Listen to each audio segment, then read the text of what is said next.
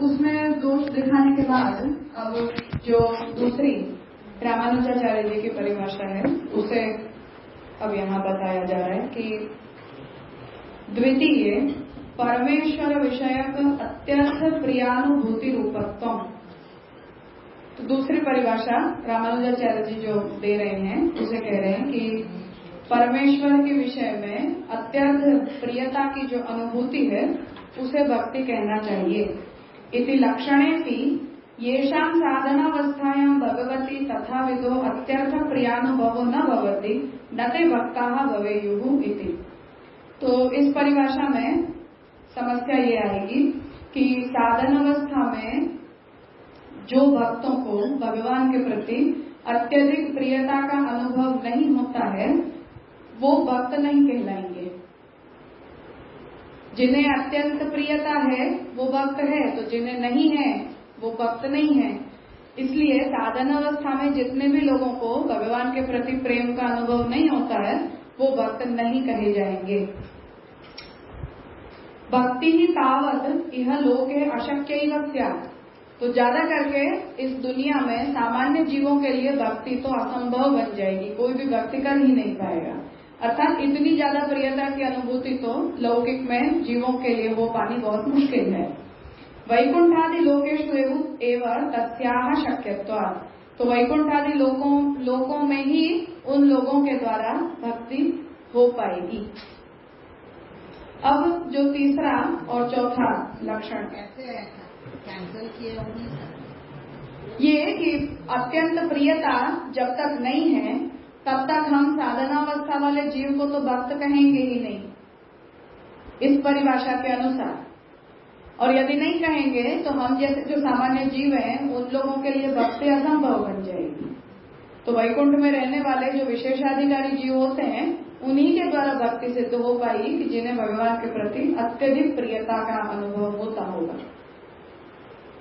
ये कौन कह रहा है? रामानुजाचार्य कह रहे हैं। किसके प्रति कह रहे हैं? अपने प्रति। रामानुजाचार्य जी ने तो परिभाषा दे दी कि भगवान के प्रति अत्यंत प्रियता की जो अनुभूति होती है उसे ही भक्ति कहा जाता है। हम उसमें ये दोष बता रहे हैं। दोष ये है कि सामान्य भक्त को नहीं है। हाँ, तो साधनावस्था वाला है वो भक्त कहा जाएगा या नहीं कहा जाएगा? तो इस परिभाषा के अनुसार तो नहीं कहा जाएगा। अगर नहीं कहा जाएगा, हाँ, अव्याप्ति दोष ही हुआ ना ये। नहीं, अव्याप्ति नहीं हो रही है, असंभावना, सॉर्ट ऑफ असंभावना हो रही है। ये जो डेफिनेशन है ये ऑलमोस्ट जो हम अभी कहते हैं कि महात्मा ज्ञान तो अधिक शुद्ध से तो जब हम रोज को अधिक शुद्ध से कहते हैं तो वही हुई।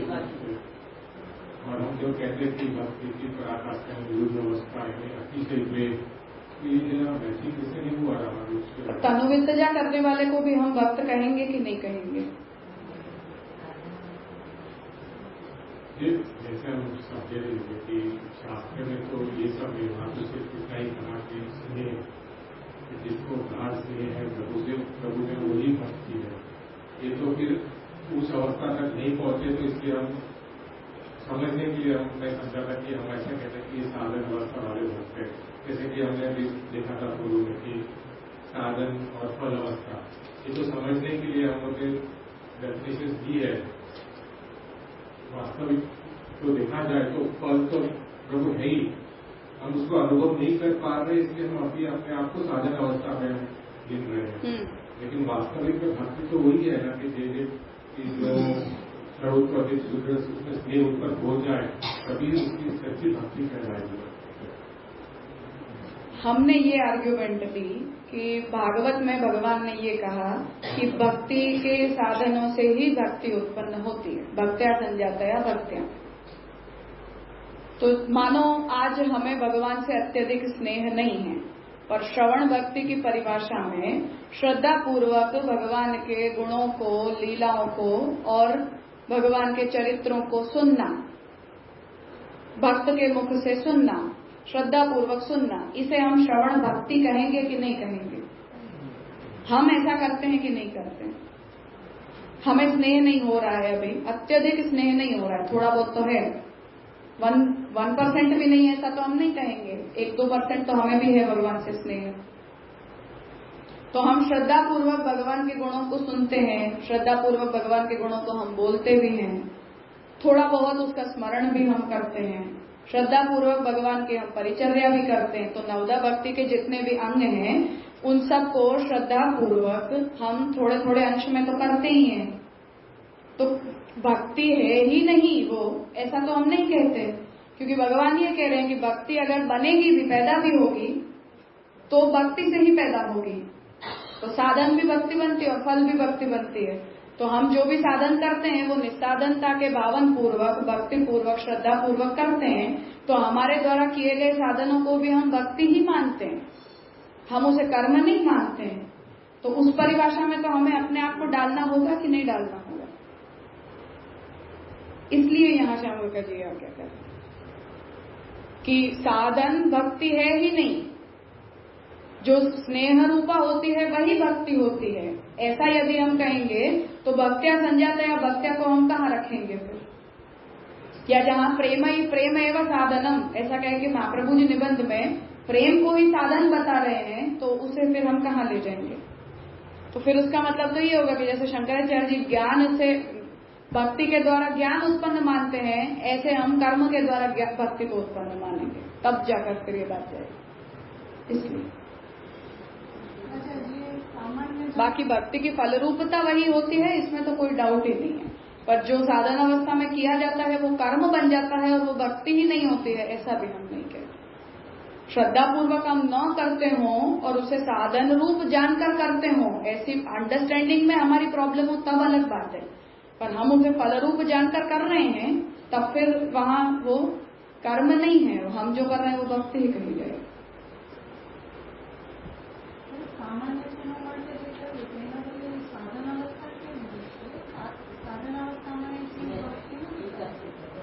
पर यही बात तो हम नहीं मानते हैं, यही बात का तो हम मना कर रहे हैं कि हम जो कर रहे हैं वो हम भक्ति ही कर रहे हैं। आप सेकंड पॉइंट में पूछ रहे हो सामान्य जीवन, सेकंड इसमें ही ना, उसमें तो ये आप अलग समझ, सामान्य जनों के लिए भक्ति का अधिकार नहीं है ऐसा नहीं। रामानुजाचार्य जी की परिभाषा को हम एज इट इज मान लेंगे तो ये समस्या आ रही है। मानेंगे तो इसलिए उनकी परिभाषा में कुछ जोड़ने की आवश्यकता है, ऐसा कहने का तात्पर्य गलत है। हमें रामानुजाचार्य जी के लिए नहीं कह सकते। महाप्रभु जी उन्हें वृद्ध वैष्णव कह रहे हैं, क्यों? हमारे बड़े वैष्णव हैं, आद्य वैष्णव सबसे पहले हैं। तो कहीं भी महाप्रभु जी ने उनके लिए, रामानुजाचार्य जी ने ये कहा वो गलत कहा, ऐसा महाप्रभु जी ने शिष्ट परंपरा के कारण कभी भी यूज नहीं किया है। तो हम भी कभी भी उनके किसी भी मत के लिए ये ठीक नहीं है ऐसा हम नहीं कहते, पर इसमें कुछ एडिशन की आवश्यकता है, ऐसा अपनी परंपरा में उपयोग होता है। क्योंकि पहली वैष्णवता जो है वो रामानुजाचार्य जी ने प्रकट की। महाप्रभु जी ने उनके लिए आद्य वैष्णव, वृद्ध वैष्णव इन शब्दों का उपयोग किया है। उन्होंने ये बोला ना, परमेश्वर विषय अति प्रिय अनुभूति, तो यहाँ को क्या ऐड करना है? साधारण भक्त का भी ऐड करना है, ऐसा बात बोला। हमें वहाँ साधनावस्था में भी जो किया जाता है उसे भी हमें भक्ति कहनी पड़ेगी, ऐसा उसमें एडिशन की जरूरत है।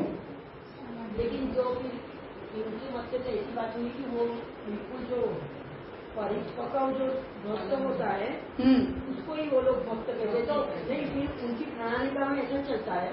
हाँ, वहाँ कर्म ज्ञान से निष्पन्न भक्ति को फल माना गया है। तो चित्त शुद्धि के बाद वो लोग भक्ति करते हैं। हाँ, हम जो करते हैं उसे रामानुजाचार्य भक्ति नहीं कहते हैं। हाँ। ये कर्म ही होता है। बहुत चीजें की हो गई है जीवन की, तो वो प्रेम प्रकट होने, खैर महाप्रभु जी ने भी कॉन्टेक्चुअली इन बातों को डिफरेंशिएट किया है। जैसे महाप्रभु जी भी बिना प्रेम की सेवा को सेवा नहीं कहते हैं, पूजा कहते हैं। महाप्रभु जैसी आज्ञा करते हैं कि चित्त की कृष्ण प्रवणता ही सेवा है। हाँ। और उसकी सिद्धि के लिए तनु इस्तेजा करना है। तो बात तो यहाँ पर आ गई लेकिन उसकी सिद्धि के लिए जो तनुविद्या है उसको भक्ति ना कहना वो ठीक नहीं, वो ठीक नहीं है। उसे हम तनुविद्या को कर्म तो नहीं कहेंगे ना। हाँ, इसलिए उसको रामानुजाचार्य जी कर्म ही कहेंगे कर्म कि पहले कर्म करो, कर्म के बाद ज्ञान प्राप्त करो, और कर्म और ज्ञान जब सिद्ध होते हैं तो भक्ति फलित होती है, फिर भक्ति करने का तुम्हारे अंदर अधिकार आता है। तो फिर अभी तो कैसे वो लोग कर्म और ज्ञान करेंगे? तो अभी जो कर रहे हैं वो कर्म और ज्ञान ही कर रहे हैं, ऐसा ही वो मानते हैं। वो लोग जो करते हैं वैदिक ही करते हैं, वैदिक और तांत्रिक करते हैं, तांत्रिक। तो वो कर्म ही माना जाता है। वो पूजा जो है वो कर्म रूपा ही मानी जाती है, वो भक्ति रूपा नहीं मानी जाती। हाँ, ये लोग भी भक्तियाँ संजय के भक्तियाँ को कैसे जस्टिफाई करते हैं? जैसे हम कह देते हैं कि वो साधन रूपा होती है और फल रूपा होती है, उस तरह से। तो ठीक है ना, वो रसरूप में भी कंफ्यूजन नहीं होगा। पर आपने उसे कर्म तो कह दिया ना, साधन को आप कर्म कह दे रहे हो, भक्ति को आप साधन बता दे रहे हो, तो वहाँ तो प्रॉब्लम आ जाएगी ना फिर। लेकिन वो कर्म यानी वो जो सेवा रूप है उसको वो कर्म कहते हैं, जैसे जो पूजा है वो कर्म है, वो कर्म है, जैसे नित्य नैमित्तिक कर्म होते हैं उसी तरह से। और अपनी तरह ही चलता है सब, भोग आदि सब चलता है, मतलब तंत्र विधि से चलता है। तंत्र विधि। और ज्ञान जो महत्व है ज्ञान, क्योंकि वहाँ अधिकारिता को लेकर सारे शास्त्रीय पक्ष उनके वहाँ एज इट इज स्वीकृत हैं। जैसे महिलाएं स्वतंत्र पूजा नहीं करती हैं, तो पुरुष हो वो द्विजाधिकारक ही अर्चन का कर्म होता है, यज्ञोपवीत से ही वो कर्म किया जाता है। तो वो हम जैसा भक्ति मार्गीय साधनों में स्वातंत्र लेते हैं, वो स्वातंत्र उनके मत में मान्य नहीं है। और शास्त्रीय जितने भी कर्म हैं उनका भी भक्ति से एक्सक्लूजन नहीं है। तो आप नित्य नैमित्तिक जितने भी कर्म शास्त्र में जैसे बताए हैं उन्हें ऐसे कि ऐसे करना कंपलसरी है, पर उन कर्मों को भगवद अर्पण करने की बुद्धि से किए जाते हैं, जिससे हमारे अंदर भक्ति पैदा होती है। तो भक्ति साधन रूपा बनती ही नहीं है, भक्ति फल रूपा ही होती है। कर्म और ज्ञान साधन होते हैं, जैसे शंकराचार्य जी के लिए कर्म और भक्ति साधन होते हैं उस तरह। तो कर्म और ज्ञान के निष्पन्न होने पर भक्ति फलित होती है, ये सिद्धांत है। महाप्रभु जी ने बहुत लिबरल किया सबको पर दया करके। महाप्रभु जी ने नहीं किया, भागवत ने। तो लेकिन अपने संप्रदाय का बिगाड़ बहुत हो गया और वो लोगों का ऐसा ही रहा है। तो वो लोग हमें ये कहते हैं कि आप लोग लिबरल स्कूल हो, हाँ, हर वस्तु में छूट चला लेते हो, हर वस्तु अपनी मर्जी से कर लेते हो।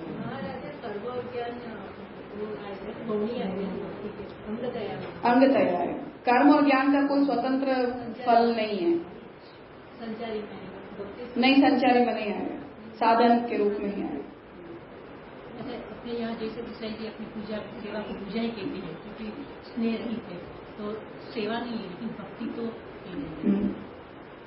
क्योंकि बिना भक्ति से ही भक्ति पैदा होगी, कर्म भक्ति को पैदा नहीं करेगा, ये हम सिद्धांत मानते हैं। वो ये कह रहे हैं कि कर्म और ज्ञान से भक्ति उत्पन्न होगी।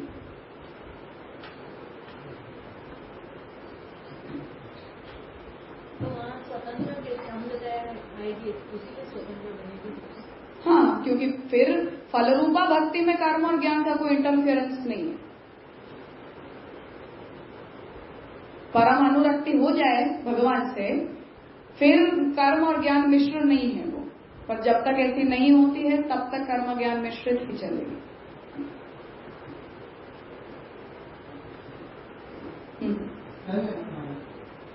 ये पक्ष तो स्पष्ट हुआ, पर पहले में जो परमेश्वर विषय कह रहे हैं वहाँ पर भी जब इन सबका अनुष्ठान भक्ति से लेकर वापस मोक्ष के उधर है, तो फिर परमेश्वर विषय को किस प्रकार से? क्योंकि उन्हीं में मोक्ष लेने के लिए हम कर रहे हैं ना, इसलिए।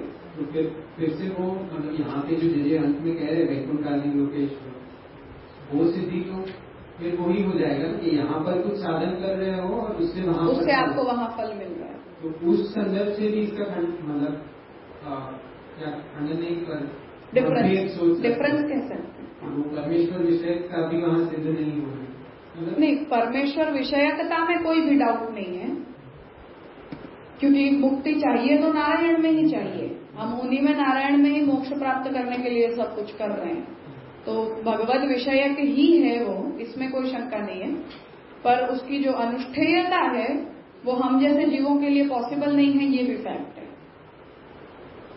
मतलब अगर जो भी जो भी वो पूरी प्रणाली है उससे करते हुए भी वो फिर से मतलब एक प्रकार से कह लो इस लोक में सिद्ध नहीं है, इसलिए भी अनुष्ठेय नहीं है, वैसे भी हाँ। सर्वथा सिद्ध ऐसा वो नहीं कहते हैं, पर जैसे महाप्रभु जी कहते हैं ना कि दुर्लभ है इस प्रकार की भक्ति, ऐसे वो लोग भी यही कहते हैं कि दुर्लभ है, क्योंकि रामानुजाचार्य जी ने करी ऐसा तो मानना ही पड़ेगा।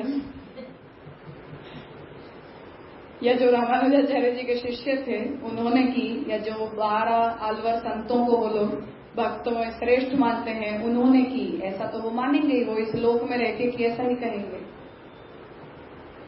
पर दुर्लभ हो जाएगी। इतनी परमानुरक्ति जब होगी तभी भक्ति है, बाकी अभी तक सब कर्म और ज्ञान चल रहा है। हमारी तरफ से उसमें समस्या ये आ रही है कि फिर हमें भक्ति को कर्म और ज्ञान जन्य मानना पड़ेगा, जो भक्ति हेतु निर्णय से विरुद्ध हो जाएगा। ये हमारी समस्या है। पर मेरा ये कि उनके का भी जहाँ ये मत बता है, तो अगर परमेश्वर विषय है तो फिर से वो जब भक्ति की भी सिद्ध हो गई, क्योंकि वो कलावस्था नहीं होगी ना, क्योंकि वो तो जब सायुज्य होगा मोक्ष मिलेगा तभी हो, फलित तो वो तभी होगी। हाँ बिल्कुल। जैसे अभी हमने शास्त्र और रामानुज भक्त को हमने निराकरण डेफिनेशन नहीं है। स्टार्टिंग में राजा में कुछ ऋषियों के भी डेफिनेशन देखे गए, जैसे कि परमेश्वर की पूजा या भगवान का रूप की, ये बाय डिफॉल्ट वो भी तो कंप्लीट डेफिनेशन नहीं लिए जाएंगे, ऐसे ही समझ जाएंगे, क्योंकि उसके विषय में कुछ आया नहीं था कि वो स्वीकार्य है कि नहीं। फिर वही बात है कि ये वृद्ध वैष्णव वाली बात है, वहाँ जहाँ से वो डेफिनेशन आ रही हैं उन्हें हम शास्त्र मानते हैं, और वहाँ कोई प्रकार के अल्टरेशन की मर्यादा हम तोड़ते नहीं हैं। वो ऐसी बात है कि जैसे गीता जी के वचनों में हमने अल्टरेशन प्रपोज कर दिया, नारद पंचरात्र में कोई बात कहने का मतलब, तो वो हमारे अधिकार क्षेत्र के बाहर की बात है। जो कंटेम्प्ररी हैं उनका खंडन मंडन चलता है, उसमें हम ये सब बोल सकते हैं।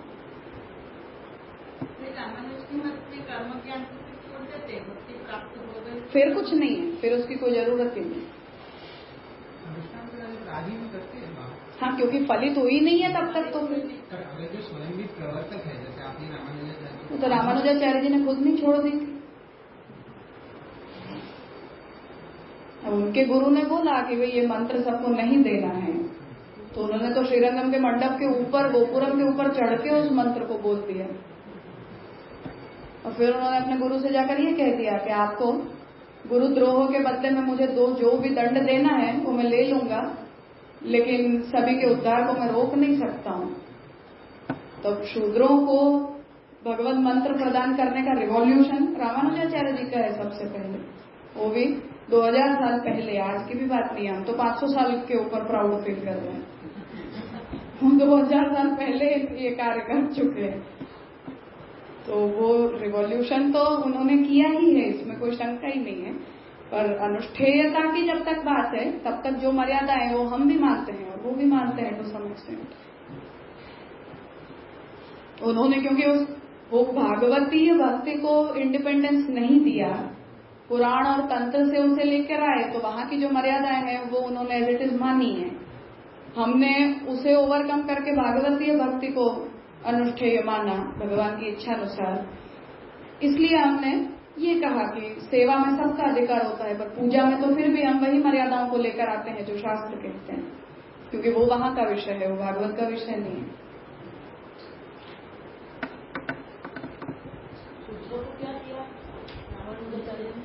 कृष्ण मंत्र दिया भक्ति में, क्योंकि उनका भी अधिकार होता है ना, इसलिए तो कुछ अलग थी ना वो बात। नहीं, मतलब पूजा मत करो, पूजा करने का अधिकार नहीं है, भगवान नामोच्चारण का अधिकार हर जीव का होता है ऐसे। तो स्त्री शूद्रों को मंत्र दिया जाता है, स्वतंत्र पूजा नहीं की जाती, वो बोल सकते हैं, उसी में उनकी भक्ति परिपूर्ण है। फिर तुम इस जन्म में ये सब करो, अगला जन्म द्विजाधिकारक लो, फिर नारायण में मोक्ष ले लो। उनका गुरु ने उनको मना किया, उनके गुरु ने ये कहा कि ये मंत्र मैं तुम्हें दे रहा हूँ, किसी को देना मत, अनधिकारी को। उन्होंने तो मंदिर के ऊपर चढ़ के और उसे जोर जोर से बोल दिया।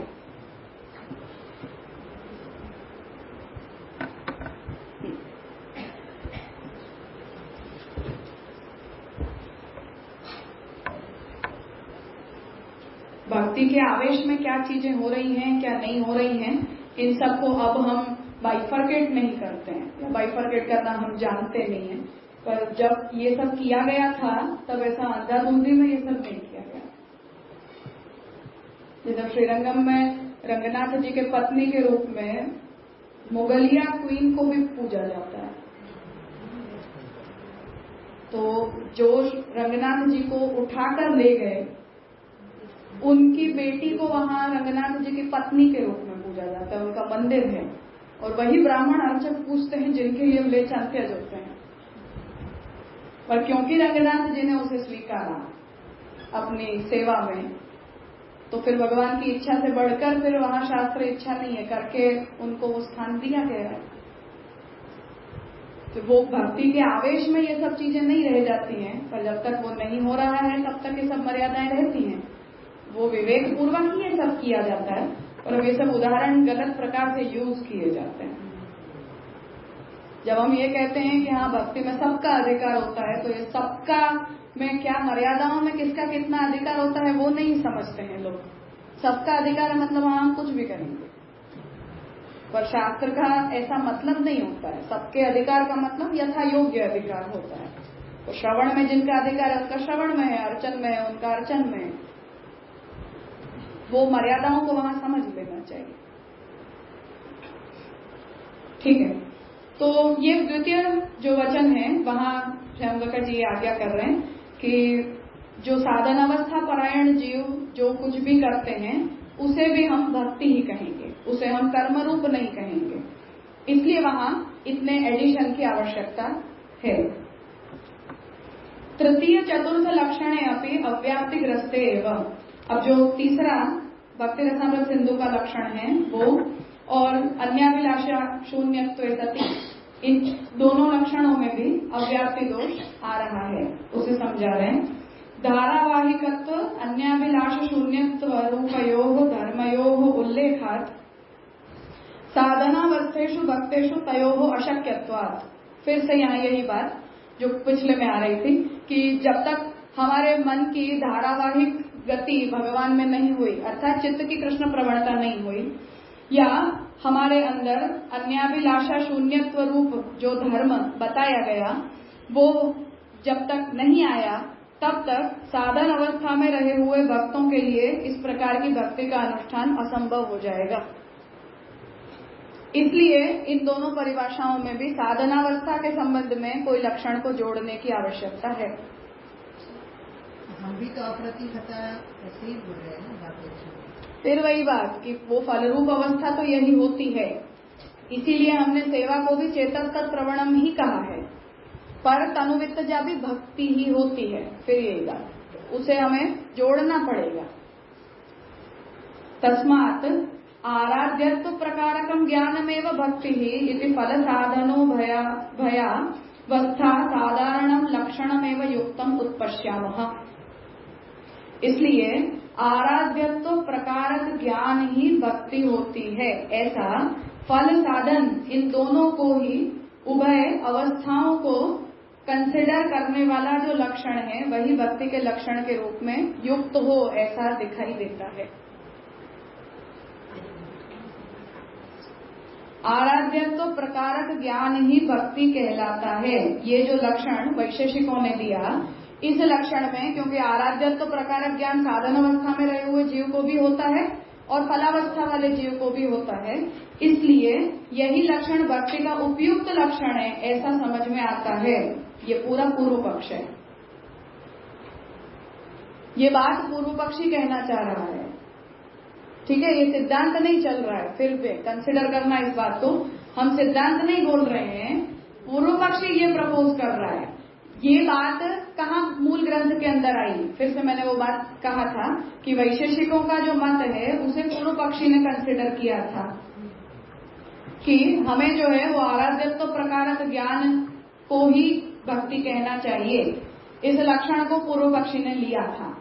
पूर्व पक्षी की तरफ से श्यामगढ़ जी इस बात को जस्टिफाई कर रहे हैं कि इसलिए ये लक्षण ही ठीक लगता है, क्योंकि आराध्यत्व प्रकारक ज्ञान साधनावस्था वाले भक्त को भी होता है और फलावस्था वाले भक्त को भी होता है। एक्सेप्टेबल है ये, पूर्व पक्षी को एक्सेप्टेबल है। हमें क्या एक्सेप्टेबल है वो तो हमारा सिद्धांत में आएगा, उसकी बात नहीं हो रही है। हमारे को कल आएगा, कल नहीं आएगा, शायद अगले सत्र में आएगा। बहुत लंबा है पर पूर्व पक्ष, मैं कह तो रही हूँ। आपको लगा था कि ग्रंथ हमने 3 दिन में कर लिया तो टीका 3 दिन में, टीका को 30 दिन चाहिए। हाँ, तो पूर्व पक्ष ये कह रहा है कि इसलिए आराध्यत्व प्रकारक ज्ञान ही भक्ति है। ये वैशेषिकों का दिया हुआ जो लक्षण है वही व्याप्ति, अव्याप्ति और अतिव्याप्ति दोषों से रहित होने के कारण सिद्ध हो रहा है। ठीक है, क्योंकि साधनावस्था वाले जीव को भी कृष्ण भगवान का आराध्यत्व न ज्ञान होता है और फलावस्था वाले को भी होता है। तो ये इंक्लूसिव परिभाषा है जिसमें साधनावस्था वाला और फलावस्था दोनों कंसिडर कर लिया जाता है। इसलिए इसे ही हमें भक्ति के युक्त लक्षण के रूप में स्वीकारना चाहिए। अब ये लक्षण भक्ति रस में नहीं जाएगा।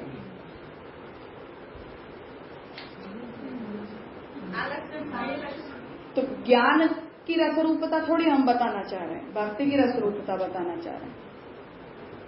ठीक है, श्याम जी बताएंगे आगे। ऐसा कौन कह रहा है?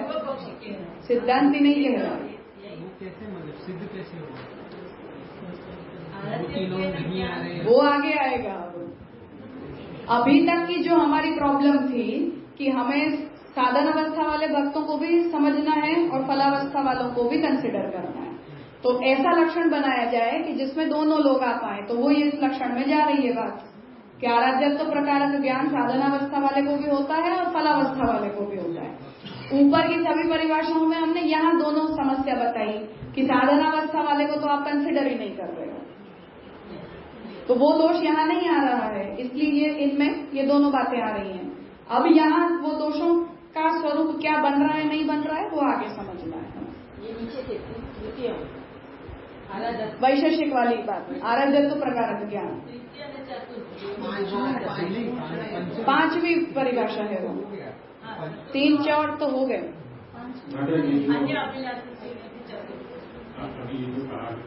यहाँ आप लोग टेक्स्ट देखोगे तो ऊपर नंबर दिए हुए हैं, जो पिछली परिभाषाओं में भी ऊपर दिए हुए हैं, तो उन दोनों को जोड़ने के लिए ही दिए गए। ये अभी जो आपने डिफाइन किया कि ये उसका कैरेक्टरिस्टिक होना चाहिए, अरे ये तो फिर अगर रामानुजाचार्य के मत के अनुसार ही वो मत को लेकर ही यहाँ पे फिर हम कर रहे हैं, क्योंकि इससे पहले जो भी मत था अंतर मत को हमने नहीं किया, वो तो नहीं, क्योंकि वो ज्ञान के भाग गया है। उससे पहले पूरी ऋषियों के मत थे उनको हमने डिस्कस नहीं किया। अभी सिर्फ रामानुजाचार्य की मत को लेकर कि उसमें क्या त्रुटि है वो निपट गया। 5वीं जो परिभाषा है आराध्यत्व प्रकारक ज्ञानम भक्ति ही, जिसे पूर्व पक्षी ने मूल ग्रंथ के अंदर कहा था कि भक्ति क्या होती है। तो भक्ति को जैसे हमने परिभाषित किया उसी प्रकार से पूर्व पक्षी भी परिभाषित कर रहा है। तो पूर्व पक्षी ये कह रहा है कि आराध्यत्व प्रकारक ज्ञान भक्ति, ये वाली जो परिभाषा है वो भक्ति की परिभाषा ठीक है। क्यों ठीक है? क्योंकि वो साधनावस्था वाले जीव के ऊपर भी अप्लाई हो रही है और फलावस्था वाले जीव के ऊपर भी अप्लाई हो रही है। राजा वो जो यज्ञ से लिए आए थे तो वो शास्त्र से आए कि उनका मत है? वैशेषिकों का मत। क्योंकि अभी जितना भी देखा वो उस डेफिनेशन में कोई भी फिट नहीं हो रहा।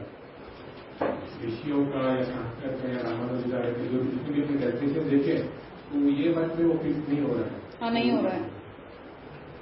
तो ये उनका मत है, वो शास्त्र से लिया गया है या उनका कैसे? वैशेषिक कह रहे हैं तो पूर्व पक्षी का मत है, शास्त्र से नहीं लिया है, वो कह रहे हैं ऐसा। तीसरा तो है वो तो जीव गोस्वामी का है भक्ति रसामृत सिंधु में, और चौथा है उसमें श्याम का जिन नंबर तो दिए हैं, शायद पीछे उसका वो दिया होगा, सुना हुआ है लेकिन मुझे भी ध्यान नहीं आ रहा। श्याम जी ने पहले भी ये परिभाषा समझाई है किसी प्रवचन में। जीव गोस्वामी। श्याम का मतलब क्या उत्पन्न हुआ? देखा, मैं देख रहा हूँ, ऐसा दिखाई दे रहा है, समझ में आ रहा है, मतलब यही है। पर पश्यामः का मतलब ऐसा दिखाई दे रहा है।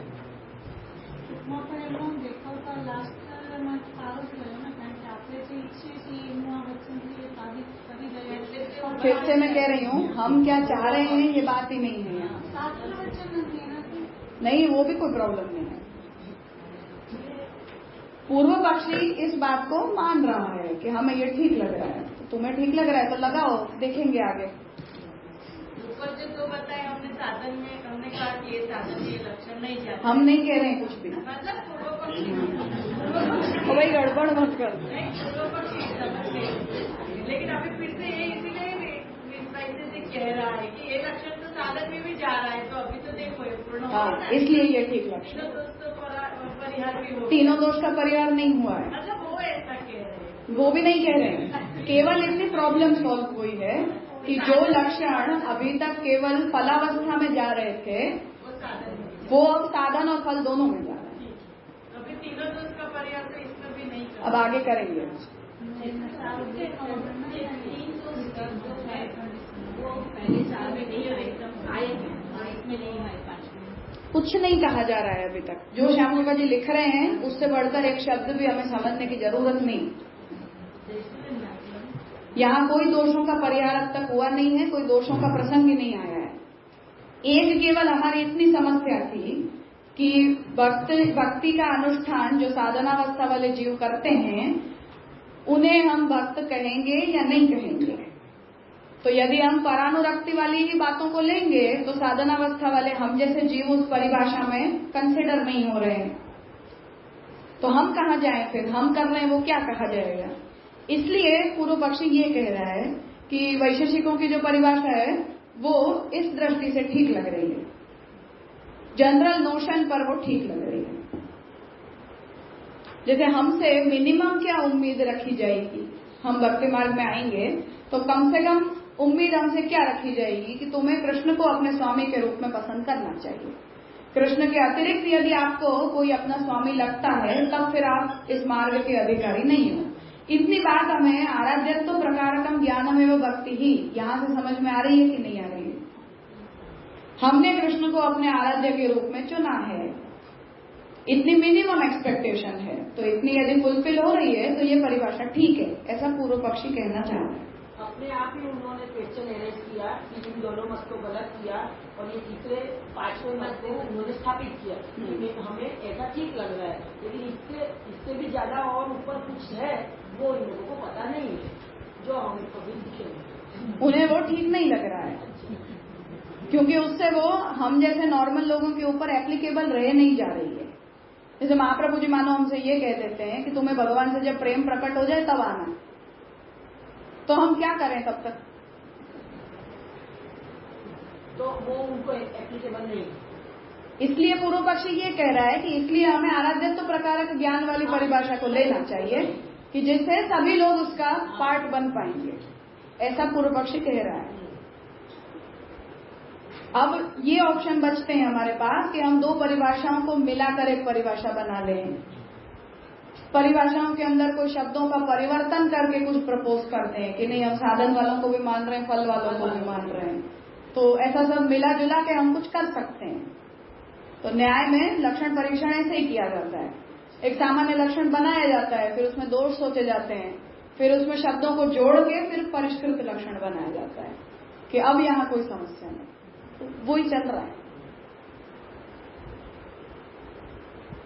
तो अब हमारे ऊपर ये आता है कि आप सोचो कि आप अपनी परिभाषा में क्या जोड़ोगे तो ये प्रॉब्लम नहीं आएगी।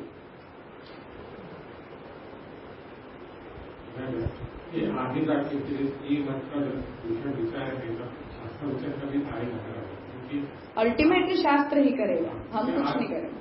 कुछ भी अगर हम किसी के भी डिबेट करते हैं तो मूल तो उसका शास्त्र वचन ही होता है, वही सबको मान्य है। बिल्कुल वहां से लाके अगर आप इसके डिबेट करें तो उसका कोई अंत नहीं है। तो इस मत का हम विचारेंगे कि ये मत क्यों स्वीकार्य नहीं है, तो एक वो आएगा आएगा। हमारा भी जो मत है कि आत्मज्ञान करो तो में वो भी तो शास्त्र वचन के अंत, हाँ, उस पर ही दिया गया। बिल्कुल। पर यहाँ हमें भक्ति की परिभाषा नहीं सिद्ध करनी, हमें भक्ति को रस सिद्ध करना है। तो भक्ति की परिभाषा क्या है ये सिद्ध करना इसका विषय नहीं बन रहा है। विषय केवल इतना बन रहा है कि कोई भी प्रकार की भक्ति रस होती है या नहीं होती है, क्योंकि हम फिर भक्ति की डेफिनेशंस के ऊपर अगर जाते हैं तो हर संप्रदाय अपनी भक्ति अलग बताएगा। जो बात इस साल के प्रवचन में श्याम काका जी ने कही थी, पृथक शरण मार्गोपदेष्टा। अब यहाँ भक्ति से शरणागति पृथक है, ऐसा टीकाकारों ने अर्थ नहीं किया जैसा हम सामान्यतया करते हैं। हमारी शरणागति अन्य सभी शरणागति के प्रकारों से भिन्न है, ये हम सिद्ध करना चाह रहे हैं। तो फिर तो उस डिबेट पर जाएंगे तो वो तो भक्ति हंस और भक्ति हेतु निर्णय का विषय है कि हम भक्ति को हंस बनकर नीर और क्षीर विवेक की तरह अलग कर रहे हैं। यहाँ हमारा सब्जेक्ट भक्ति की परिभाषाओं के ऊपर लड़ना नहीं है, हमारा केवल इतना है कि भक्ति ओवरऑल रस रूप होती है या नहीं होती है। मतलब वो समझने के लिए पहले भक्ति क्या है वो जानना जरूरी है। हाँ, जैसे कि पुरुषोत्तम जी की टीका में भी हमें ये देखा कि उन्होंने पहले भक्ति क्या है वो स्टैब्लिश किया कि स्नेह है। स्नेह ऐसा कि स्नेह सब शास्त्र में वर्णित है। हाँ। और स्नेह के फिर हमने प्रीवियस कैरेक्टर्स देखे थे कि वो वचनीय नहीं है, ये लास्ट में फिर ये स्टैब्लिश किया कि वह स्थायी भाव है, क्योंकि वो स्थायी है इसलिए रस है। हाँ। इस प्रकार से उसका फिर कंक्लूजन हुआ था। ऐसे ही यहाँ पे तो फिर वो भक्ति क्या है पहले उसका हम डिफाइन करेंगे। पर मैं वही कह रही हूँ कि उसमें फिर हम इस डिबेट में नहीं जाएंगे कि रामानुज वाली भक्ति को हम भक्ति मानेंगे कि नहीं मानेंगे। हम जब भक्ति को रस कह रहे हैं तो हम अपने ही प्रिसपोजिशन से चल रहे हैं कि गोसाई जी ने भक्ति अंश में जैसे भक्ति कहा है उसे ही हम भक्ति रस कह रहे हैं। फिर ये एक अलग डिबेट का विषय बनेगा कि रामानुज की बताई हुई भक्ति को हम भक्ति रस मानेंगे या नहीं मानेंगे, या वो उसे भक्ति रस कहेंगे या नहीं कहेंगे। ये एक अलग प्रॉब्लम बनेगी। उन लोगों का तो मोक्ष हो जाता है, फिर रस कहाँ पर हुआ? मुक्ति भी तो रस है ना, मुक्ति चाहता ही क्यों है कोई? रस इक्वल्स टू आनंद। आराध्य तो प्रकार फल देती है, तो भक्ति रस रूप से कितना मतलब शाबाश, मुद्दे की बात आज प्रॉब्लम है। इसीलिए मैंने कहा कि लक्ष्य हमारा क्लियर होना चाहिए कि हम भक्ति की डेफिनेशन के ऊपर लड़ नहीं रहे, हम भक्ति को रस कहना चाह रहे हैं। तो हमें वही परिभाषा वहां चाहिए जहां से उसकी रसरूपता आ रही हो। आराध्यत्व प्रकारक ज्ञान में रसरूपता वाली कोई बात नहीं है, तो वो हमारी फ्रेम में जाएगी नहीं बात।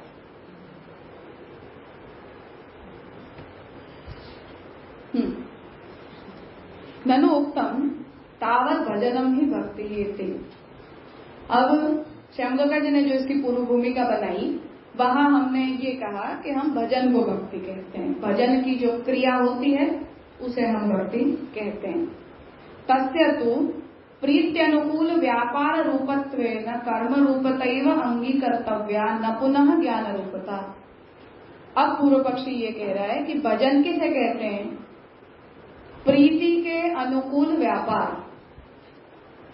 प्रेमानुकूल व्यापार।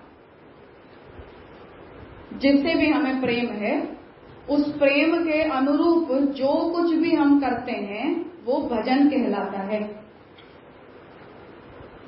तो प्रीति के अनुकूल व्यापार रूप होने से भजन कर्मतया अंगीकर्तव्या, भजन को कर्म के रूप में स्वीकारना चाहिए, न पुनः ज्ञान रूपता, भजन की ज्ञान रूपता को नहीं स्वीकारना चाहिए। जो परिभाषा आई आराध्यत्व प्रकारक ज्ञान, वहां से ये प्रॉब्लम उठी है। वो एक्सेप्ट करके अभी आगे बढ़ते। हाँ, हम यदि आराध्यत्व प्रकारकम ज्ञानमेव भक्ति ही, इस परिभाषा को यदि हम स्वीकार रहे हैं तो क्या समस्या आ रही है? तो समस्या ये आ रही है कि प्रीति के अनुकूल जो व्यापार होते हैं वो तो कर्म रूप होते हैं। जब नवदा भक्ति है समझ लो, तो श्रवण का एक कर्म होता है, क्रिया होती है। कर्म शब्द से हमें प्रॉब्लम हो रही है तो एक्शन कह दो, क्रिया कह दो। तो भजन के अनुकूल जितने भी व्यापार होते हैं उन्हें हम भजन कहते हैं, और वो जितने भी व्यापार होते हैं वो तो कर्म होते हैं, एक्टिविटी होती है, कोई ना कोई प्रकार का वो एक्शन होता है। तो कर्म रूपता ही अंगीकर्तव्या न पुनः ज्ञान रूपता, उसकी ज्ञान रूपता नहीं स्वीकारनी चाहिए। ये आप प्रॉब्लम उठाई गई, ऊपर एक्सेप्ट की गई पांचवी परिभाषा पे। ज्ञान में वो भक्ति तो ज्ञान से हाँ, कि आराध्यत्व प्रकारक जो ज्ञान होता है वो भक्ति नहीं होती है, पर आराध्य के प्रति हमें जो प्रेम होता है, उस प्रेम के अनुकूल जो हम व्यापार करते हैं, उस व्यापार को हमें भक्ति कहना चाहिए। तो यदि हम उससे भक्ति कहते हैं तो भजन की क्रिया रूपता ज्यादा सिद्ध होती है, ज्ञान रूपता सिद्ध नहीं होती है। अब ठीक है, ऐसा यदि कोई कहता है तो इति चेत नहीं, ये बात ठीक नहीं है। आराध्य प्रीत्यनुकूल व्यापारस्य आराध्यत्व प्रकार ज्ञान जन्यत्वेन अन्यथा उपपत्ते है। तो आराध्य के प्रीति के अनुकूल व्यापार में हम परायण कब होते हैं? जब हमें आराध्य के ये मेरा आराध्य है इस प्रकार का ज्ञान होता है। तो मैं जब उसे अपना आराध्य मानती हूँ, आराध्य के रूप में उसे जब मैं जानती हूँ, तो उस ज्ञान को जानने के बाद ही मैं उसके अनुरूप कोई प्रकार की क्रिया को करती हूँ। क्या मुझे इन्हें मैं अपना आराध्य समझती हूँ, इसलिए अब मुझे उनके प्रति प्रीत्यनुकूल व्यापार करने चाहिए। तो आराध्य प्रीत्यनुकूल व्यापारस्य आराध्यत्व प्रकारक ज्ञान जन्यत्वेन अन्यथोपपत्ते है। इसलिए हम यदि उसे ज्ञान न कहकर केवल कर्म कहेंगे तो ये उपपन्न नहीं होगा, क्योंकि क्रिया ज्ञान से पैदा होती है। पहले हम जानते हैं आराध्य के रूप में, फिर हम उन क्रियाओं में परायण होते हैं। इसलिए ज्ञान पहले आता है, क्रिया बाद में आती है। तस्मात् आराध्यत्व प्रकारक ज्ञानस्य आराध्य प्रीत्यनुकूल व्यापार जनकत्वेन परार्थत्वात्।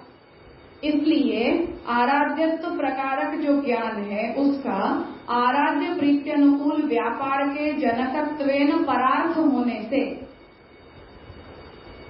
तो ज्ञान स्वार्थ है या ज्ञान परार्थ है? तो ज्ञान यहाँ परार्थ हुआ, क्योंकि ज्ञान के द्वारा हमने कर्म किया, व्यापार किया, ज्ञान के द्वारा हमने उसका कर्म पैदा किया। परार्थत्वात् रसानां तो पुनः स्वात्मनि जायमान सुखानुभूति चर्वणा हेतुत्वेन स्वार्थत्वादेव न भक्तेः रसत्वं युक्तम्। अब यदि हम इस बात को मान रहे हैं कि आराध्यत्व प्रकार जो ज्ञान है वो ज्ञान के लिए नहीं है, वो तो व्यापार के लिए है। आपने जानकर क्या किया? शंकराचार्य जी की तरह हम ज्ञाननिष्ठ नहीं बने। हमने भगवान को अपने आराध्य के रूप में जान लिया, तो जान लेने के बाद हमने किया क्या? क्या हमने ज्ञान के साधन किए या हमने भक्ति के प्रीत्यनुकूल व्यापार किए? हमने प्रीत्यनुकूल व्यापार किए, मतलब नवदा भक्ति के एक्शंस किए। तो उसका मतलब है कि वो ज्ञान स्वार्थ नहीं है, ज्ञान परार्थ है। आपने जो जाना उसका एप्लीकेशन आप कर्म के ऊपर कर रहे हो, केवल ज्ञान को सिद्ध करने के लिए नहीं कर रहे हो। अगर वो स्वार्थ होता तो जानो, ध्यान करो, उन्हें प्राप्त करो और खत्म करो बात। तो ज्ञान परार्थ हुआ, ज्ञान स्वार्थ नहीं हुआ। अब रस रूपता के साथ समस्या ये बन रही है कि रस क्या होता है? रसानां तो पुनः स्वात्मनि जायमान सुखानुभूति चर्वणा हेतुत्वेन। रस कब पैदा होता है? कि अपनी आत्मा में उत्पन्न हुए सुख की अनुभूति के चर्वण के हेतुभूत रस को हम रस कहते हैं। अर्थात हमें अपनी आत्मा में किसी प्रकार के आनंद की अनुभूति हो रही है, जो आनंद की हम अनुभूति कर रहे हैं उसका हम चर्वण कर रहे हैं, मतलब बार बार हम उसे रिलिश कर रहे हैं, निरंतर हम उसका अनुभव कर रहे हैं, उसे तो हम रस कहते हैं। तो वो स्वात्मनि होता है, अपने अंदर होता है। स्वार्थत्वादेव, तो वो तो स्वार्थ होता है, वो परार्थ नहीं होता है। तो रस स्वार्थ होता है, अपने लिए होता है, अपने आप में होता है, अपने अंदर होता है। रस बाहर नहीं निकलता है। जैसे ज्ञान जो है वो ज्ञान हमें अंदर मिला, ज्ञान तो हमारी बुद्धि में आया है, पर उस ज्ञान का एप्लीकेशन हमने बाहर की क्रियाओं में किया है। उस तरह से रस तो परार्थ नहीं होता है, रस केवल स्वार्थ होता है। इसलिए भक्ति की रस रूपता युक्त नहीं है, यदि आप इस परिभाषा को लेकर चल रहे हो तो। आराध्यत्व प्रकारक ज्ञानमेव भक्ति ही, इस परिभाषा को लेकर यदि हम चल रहे हैं तो ज्ञान स्वार्थ नहीं है, ज्ञान कर्मार्थ है, व्यापारार्थ है, परार्थ है। ज्ञान यदि परार्थ है तो रस परार्थ नहीं होता है, रस स्वार्थ होता है। और रस स्वार्थ होता है और आप जिस ज्ञान को भक्ति कह रहे हो वो परार्थ हो रहा है, इसलिए इस परिभाषा में बताई हुई भक्ति को आप रसरूप नहीं कह सकते हो। एवं भक्ते स्वार्थत्व अनभ्युपगमे तस्याः रस स्वरूपत्वानुपपत्तिवत् लक्षण प्रमाणानुपपत्ति अभी बोध्ये। इस प्रकार भक्ति का स्वार्थत्व में अभ्युपगम है, अर्थात हम रसरूप यदि हम भक्ति को कहना चाहेंगे तब फिर हमें उस भक्ति को स्वार्थ कहना पड़ेगा, परार्थ नहीं कहना है। किसी भी प्रकार से वो हमसे बाहर निकले उस प्रकार से हम भक्ति को डिफाइन नहीं कर सकते। हमें उसकी रसरूपता के लिए भक्ति को उस तरह से बताना होगा कि जिससे वो स्वार्थ रहे, परार्थ न बने। तस्याः रस रूपत्व अनुपपत्तिवत्, पर ज्ञान के रूप में कहने के कारण रसरूपता उसकी अनुपपन्न हो रही है। उसी प्रकार से लक्षण प्रमाण की अनुपपत्ति को भी जानना चाहिए। इसलिए आपका जो लक्षण है वो जिस लक्ष्य के लिए बताया जा रहा था वो वहां उपपन्न नहीं हो रहा है, ऐसा आपको जानना चाहिए। अर्थात ये लक्षण भक्ति रस में नहीं जाएगा। ભગવાન જયારે પધારે છે દ્વારકા ત્યારે જે બધાની પોતાની સ્વતઃ અનુભૂતિ જે છે જે દેખાય એ જ થાય ને સ્વાર્થ, એ જ રસની અનુભૂતિથી સ્વાર્થ પ્રાપ્ત કરશે। शंभुका जी आज्ञा कर रहे हैं कि एक प्रॉब्लम यहाँ हमें ये हो रही थी कि हमने पहली बात तो ये शंकराचार्य जी को नेगेट करते हुए ये कहा कि भक्ति की ज्ञान रूपता नहीं होती है, अर्थात केवल ज्ञान रूपता नहीं होती है, उसका अनुष्ठान जरूरी है, क्योंकि उसका अनुष्ठान भगवान ने खुद बताया है। अनुष्ठान बाहर निकलता है जिसे लोग देखते हैं। अब जिस किसी भी वस्तु को लोग देखते हैं, समझते हैं, वो रस नहीं है, हम उसे रस नहीं कहते हैं। वो रस का अभिनय कहा जाता है, रस का एक्सप्रेशन कहा जाता है। रस तो वो होता है जो आंतरिक होता है केवल।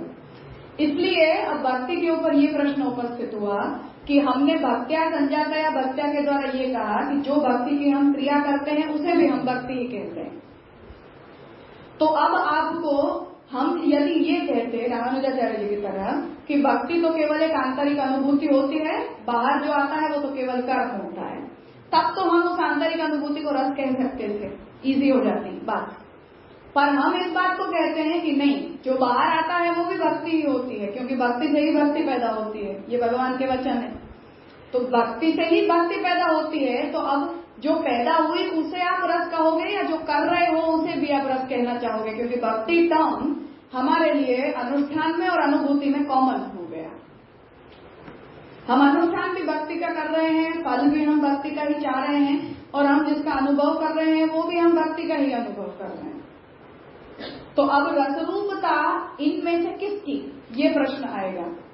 इसलिए पूर्व पक्षी ये कह रहा है कि जो स्वार्थ होता है उसे हम रस कहते हैं, परार्थ होता है उसे हम रस नहीं कहते हैं। तो अब हम भक्ति फॉर द सेक ऑफ भक्ति, भक्ति संजाता या भक्त्या, ऐसा यदि हम कह रहे हैं तो भक्ति से ही भक्ति बन रही है। यहाँ हमें स्वार्थ को भक्ति कहना, स्वार्थ को रस कहना पड़ेगा, परार्थ को हम रस नहीं कह सकते हैं। और परार्थ को यदि हम रस कह रहे हैं तब रस की परिभाषा के साथ वो कॉन्ट्राडिक्ट हो रहा है। तो उस कंडीशन में रामानुजाचार्य जी वाली परिभाषा फिट बैठती है कि अनुष्ठान को हम कर्म कहें और अनुभूति को हम भक्ति कहें, तो अनुभूति भक्ति रस बनेगी और अनुष्ठान कर्म बनेगा। पर हमारी समस्या ये है कि हम अनुष्ठान को भी भक्ति कहते हैं और रस का कोई एक्शन नहीं होता है, रस भाव रूप होता है, इसलिए ये समस्या आ गई।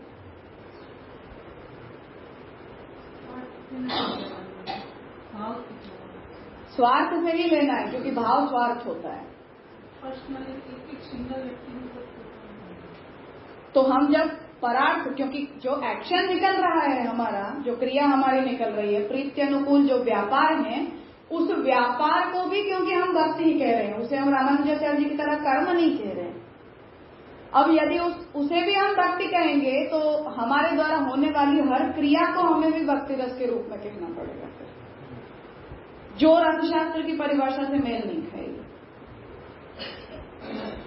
फाइनली तो बाहर चाह रहे हैं, यहाँ की इतनी प्रॉब्लम आई है कि आराध्यत्व प्रकारक ज्ञान को हमने कहा तो ये समस्या हो गई। रामानुजाचार्य जी जो प्रकार की अवस्था को मान रहे हैं कि जिसमें व्यापार को वो कर्म कह रहे हैं, वो बात हमें एक्सेप्टेबल नहीं है। हम व्यापार को कर्म नहीं कहते, हम व्यापार को भी भक्ति कहते हैं।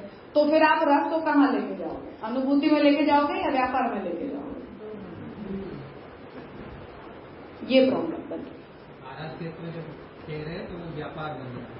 हाँ, क्योंकि फिर अगर वो व्यापार नहीं बन रहा है तब भी हमें समस्या हो रही है कि अकेले ज्ञान का हम क्या करेंगे। आज मुझे कृष्ण, किसी भी व्यक्ति कोई ये कहे कि मैं कृष्ण को अपना आराध्य मानता हूं पर मैं सेवा करने को तैयार नहीं हूं, तो हम उस व्यक्ति को क्या कहेंगे? तो प्रीति अनुकूल व्यापार यदि वहां से नदारद है तो ऐसे आराध्यत्व प्रकार ज्ञान का हम क्या करेंगे? किस काम का हो? और ऐसा अगर कोई है भी तो भी क्या उसे हम भक्ति रस कहेंगे? फिर केवल स्वार्थ है तब भी हम उसे भक्ति रस नहीं कह पा रहे हैं। तो ये ज्ञान को हम स्टेपिंग स्टोन हमको लेकर आगे चलेंगे नहीं, हम क्या करेंगे वो बात नहीं है। अभी तो प्रॉब्लम क्या बन रही है, प्रॉब्लम का फॉर्मेट हमें समझना है, स्वरूप समझना है कि यहाँ ये समस्या बन रही है। उसे स्वार्थ कहने पर प्रॉब्लम हो रही है, परार्थ कह के हम कर्म कह रहे हैं यदि, तो हमें रामानुजाचार्य जी की परिभाषा में चले जाना पड़ेगा। वो अगर हम मान ले रहे हैं तो भागवत जी में भक्त्या संजाता है, भक्त्या वाला वचन गलत पड़ जाएगा कि भक्ति से ही भक्ति होती है, या निबंध के महाप्रभु जी के वचन मेल नहीं खाएंगे जहां प्रेम को ही महाप्रभु जी साधन भी कह रहे हैं, या हरिराय जी का वचन गलत हो जाएगा जो ये कह रहे हैं कि साधन और फल जहां एक होते हैं वही पुष्टि मार्ग होता है। ये समस्या बन रही है। दोनों रस लेने में क्या प्रॉब्लम? व्यापार को रस कैसे कह सकता है कोई? नहीं बोल सकते, उनकी परिभाषा में ये बात नहीं जा रही। भाव की निष्पत्ति होनी ही चाहिए, दुनिया में नहीं है। भाव आंतरिक विषय है, तो आप इमोशन को और एक्सप्रेशन को एक नहीं कह सकते हो। मुद्दा उनका ये है, इमोशन का एक्सप्रेशन होता है पर दोनों रस नहीं होते हैं। रस तो केवल इमोशन ही होता है, एक्सप्रेशन नहीं होता है। तो निक्षाप वैसे निकाल लेंगे पर अभी फंसेंगे। इसका कंक्लूजन क्या हुआ कि आराध्यत्व प्रकार का ज्ञान जो है वो परार्थत्वाद है, इसलिए वो भक्ति रस नहीं है। इतना इसका नुकसान। हाँ, तो वो जो पांचवा प्रकार है वो भी अभी कैंसल हो गया। हाँ, वो रस की परिभाषा में नहीं जा रहा। इसलिए अब हमारे पास ये सारे विकल्प बचते हैं कि अब हमें ऐसी कोई परिभाषा लानी पड़ेगी कि जहाँ भक्त्या संजाता है भक्त्या भी रह जाए, और वो स्वार्थ और परार्थ के बीच की बाउंड्री भी मिट जाए, भक्ति की साधन रूपता और फल रूपता के बीच का फर्क मिट जाए और भक्ति रस बन जाए। इतना सब लेके फिर हमें भक्ति रस है ऐसा हम कह पाएंगे। परार्थ का पाठ उस पर से परार्थ कैसे, जब पहले देख चुके कि ये साधन और फल अवस्था दोनों अवस्था में ठीक हो रहा है, इसलिए ये मत दोनों पक्ष रख रहा है। तो वहाँ पे साधन और फल अवस्था में ये परार्थ कैसे हुआ वो वापस करता है। वहाँ समस्या ये आई कि जैसे मुझे कृष्ण मेरा आराध्य है, ये ज्ञान मुझे हो गया। अब आपने क्या किया ज्ञान लेने के बाद?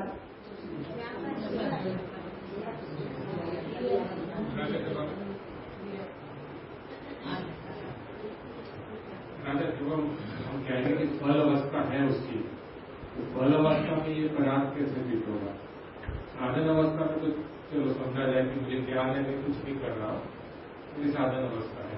लेकिन हम जब ऐसा कहते हैं कि ये इसमें साधन और फल अवस्था दोनों में ये डेफिनेशन फिट बैठती है, तो फल अवस्था में ये परार्थ कैसे हो गया वो नहीं समझ में आता।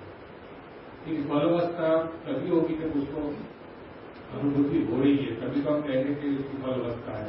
इस परिभाषा में समस्या ये है कि अनुभूति का तो मेंशन ही नहीं किया है, अंडरस्टैंडिंग को मेंशन किया है केवल। तो फिर ये समझ में आ रहा है कि अनुभूति का मेंशन नहीं हुआ है, तो फिर फल अवस्था में कैसे फिट बैठता है? क्योंकि फलावस्था में भी हमें आराध्यत्व प्रकारक ज्ञान तो होता ही है, पर एडिशनल भी कुछ होता है।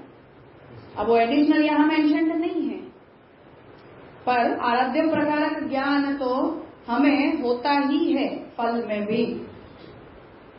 तो ये इस बात को तो हम मना नहीं करेंगे कि फलावस्था वाला जीव कृष्ण के प्रति आराध्यत्व प्रकारक ज्ञान को नहीं रखता है। तो वहाँ पे बाकी जो रिक्वायरमेंट है वो मिसिंग है, इसलिए ये डेफिनेशन एक्सेप्ट। हाँ हाँ बिल्कुल नहीं देखा।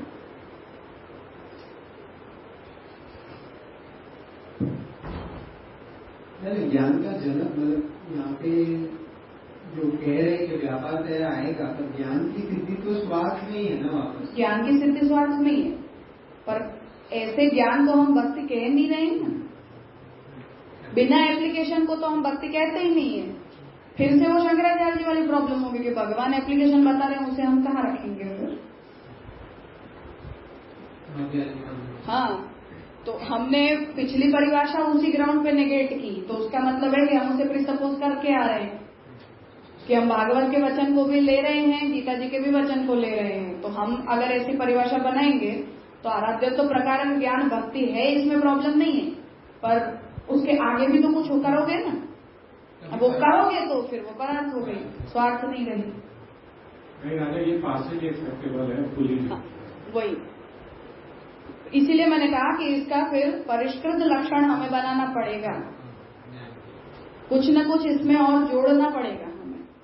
पर ये तो हम इसलिए कह रहे हैं क्योंकि पूर्व पक्षी ने इसे पुरुषोत्तम जी के सामने प्रपोज कर दिया कि आप भक्ति के लक्षण के रूप में इसे मान लो। तो हम दोष बता रहे हैं कि तुम्हारी बात से रस नहीं सिद्ध होगा, और हम तो रस को सिद्ध करने के लिए सब मेहनत कर रहे हैं। ठीक है। तथा ही रूपादि चाक्षुष प्रत्यक्षवत् स्व विषय शूराणी ही प्रमाणानि। तो जितने भी प्रमाण होते हैं वो अपने अपने विषय में प्रबल होते हैं, अर्थात आंखों देखा रूप के विषय में प्रमाण होता है, शब्द के विषय में प्रमाण नहीं होता है। तो जब कोई देखी हुई वस्तु के बारे में आपको प्रमाण देना है तब आप ये कह सकते हो कि हाँ मैंने मेरी आंखों से देखा है। पर कोई सुनी हुई बात में आपको प्रमाण देना है तो आप अपनी आंखों को प्रमाण नहीं बता सकते हो, उसमें तो फिर श्रवण इंद्रिय का प्रमाण चाहिए। उस तरह से अपने अपने विषय में हर वस्तु का प्रामाण्य होता है। तस्मात् ज्ञानेच्छा सुख विशेषाणाम रसत्व और असत्व निर्धारणे ही भरतादि मुनिकृतम रसशास्त्रमेव तावत् प्रमाण पदवीम अश्नुते। इसलिए ज्ञान इच्छा सुख विशेष के रूप में जो रस कहा गया है उसकी रसरूपता और अरसत्वता के निर्धारण में भरत वगैरह मुनि के द्वारा किया गया रसशास्त्र ही प्रमाण पदवी के रूप में माना गया है। स्विषय ही नहीं प्लीज वेट। हाँ, तो यहाँ पूर्व पक्षी ही इस बात को ला रहा है कि जब हम रस की परिभाषा कर रहे हैं तो भरत जो कहते हैं वो प्रमाण होता है। मतलब आप शंकराचार्य जी के वचनों से सिद्ध नहीं कर सकते हो कि भक्ति रस होती है, या वैशेषिक जो कहते हैं उससे आप ये नहीं कह सकते हो कि भक्ति रस होती है। तो भरत मानेंगे तभी भक्ति रस होती है ऐसे। तो तस्मात् ज्ञानेच्छा सुख विशेषाणाम रसत्व और असत्व निर्धारणे ही भरतादि मुनिकृतम रसशास्त्रमेव तावत् प्रमाण पदवीम अश्नुते। तो हर विषय अपने अपने विषय में प्रमाण होता है। इसलिए ज्ञान इच्छा सुख विशेष में रसत्व, क्योंकि जो ज्ञान इच्छा प्रयत्न के बेसिस पर रस और अरस का निर्णय भरत मुनि करते हैं, तो कुछ हमारी अंडरस्टैंडिंग होती है, कुछ हमारी इच्छाएं होती हैं और कुछ हमारे सुख का अनुभव होता है। तो इन सब ग्राउंड्स पर रसत्व और अरसत्व का निर्धारण भरत वगैरह मुनि करते हैं और उसी से रसशास्त्र में उनका प्रामाण्य माना जाता है। नहीं इकः स्थाने अचि परे गुणादेशो युक्त किंतु व्याकरणे यणादेश एवं तद्वद रसशास्त्रे अप्रतिपादितत्वात् भक्ते रसरूपतापि न प्रमाणिकी।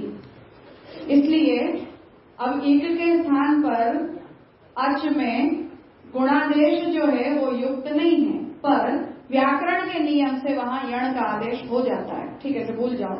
पर कहने का मतलब ये, जैसे श्यामगंगा जी वो उदाहरण में बता रहे थे कि जब उन्हें व्याकरण पढ़ाया गया तो उन्हें ये नहीं समझ में आता था कि ई के आगे स्वर हो तो वहां य कैसे हो सकता है, वहां य के स्थान पर क क्यों नहीं हो सकता, य के स्थान पर ख क्यों नहीं हो सकता,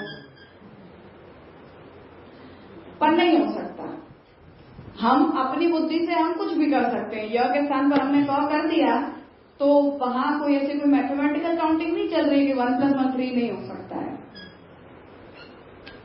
पर व्याकरण का नियम है, इसलिए आप अगर वहां कोई अन्य वर्ण लाओगे तो वो गलत हो जाएगा, क्योंकि व्याकरण सिद्धांत इसमें प्रबल है शब्द के विषय में। उसी प्रकार से रसशास्त्र में अप्रतिपादित होने के कारण भक्ति की रस रूपता प्रामाणिक नहीं है। जैसे व्याकरण के नियमों में हम परिवर्तन लाके ये नहीं कह सकते कि इको यणची का सिद्धांत आप बदल दो, इस सूत्र को हम बदल देते हैं। क्यों? क्योंकि हमें यहाँ यह नहीं करके क करने का मन है, ऐसा हम नहीं कर सकते हैं। उसी तरह से भरत ने यदि भक्ति को रस नहीं कहा है तो आप उसे रस नहीं कह सकते, इसलिए ये अप्रामाणिक है। जो पहली युक्ति थी अशुद्धत्वात्। ठीक है, तो हमने यहाँ हम क्या कोशिश कर रहे थे कि हम सभी परिभाषाओं को लाएं, फिर वहां से उसे फिट बैठाने की कोशिश करें। तो पूर्व पक्षी यहाँ ये कहना चाह रहा है कि वेदांत के विषय में आप जो कहोगे वो प्रमाण होगा, गीता जी के विषय में आप जो कहोगे वो प्रमाण होगा, पर रसशास्त्र के विषय में तो भरत कहेंगे वो प्रमाण होगा, आप जो कहोगे वो प्रमाण नहीं होगा। जैसे पाणिनि के सिद्धांतों में वेदांत शास्त्री अचानक से आके कोई परिवर्तन नहीं कर सकता है, वो व्याकरण में उन्हीं के सिद्धांत चलते हैं। वेदांत में पाणिनि का सिद्धांत नहीं चलता है, हम जो कहते हैं वही चलता है उस तरह से। तो इसलिए रसशास्त्र में अप्रतिपादित होने के कारण भक्ति की रस रूपता प्रामाणिक नहीं है, ये बात पूर्व पक्षी कह रहे हैं। ठीक है, जो उनका पहली आर्ग्यूमेंट थी अशुद्धत्वात्, वहां से कि किसी भी रसशास्त्री ने कहीं भी भक्ति को रस कहा नहीं है, भक्ति को रस के रूप में हमने कभी सुना नहीं। उस बात को यहाँ श्यामगंगा जी कह रहे हैं। अभी और आगे आएगी, ये आर्ग्यूमेंट यहाँ पूरी हो रही है। अशुद्धत्वात् में उन्होंने कौन कौन से शास्त्र को प्रमाण किया? जो भी शास्त्र, कोई शास्त्र प्रमाण नहीं, भरत कहता है वही प्रमाण नहीं, पूर्व पक्षी का ही कह रही है। रसशास्त्र का सब्जेक्ट चल रहा है तो भरत जो कहते हैं वही प्रमाण होता है। वो ऐसा पूर्व पक्षी बोल रहा है। हाँ, वो उस शास्त्र के प्रणेता हैं, तो इसलिए वो जो कहते हैं वो प्रमाण होता है। वेदांती बनकर हम अचानक से नहीं कह सकते कि भक्ति रस होता है, क्योंकि वो आपका विषय नहीं है। वेदांत आपका विषय है तो आपको वहां बोलना चाहिए, ऐसे कहना चाहिए। यानी आप लोग भक्ति को रस नहीं कह सकते? नहीं कह सकते। भरत कहेंगे तो हम मानेंगे, आप कहोगे तो हम नहीं मानेंगे, ऐसा मतलब है। जैसे हमारे सिद्धांत में आकर भरत ये कहते हैं कि नहीं जीवात्मा अंश नहीं होता है तो हम मानेंगे। तुम रसशास्त्री हो तो रस की बात करो, वेदांत की बात तुम क्यों करोगे? ऐसे बात है।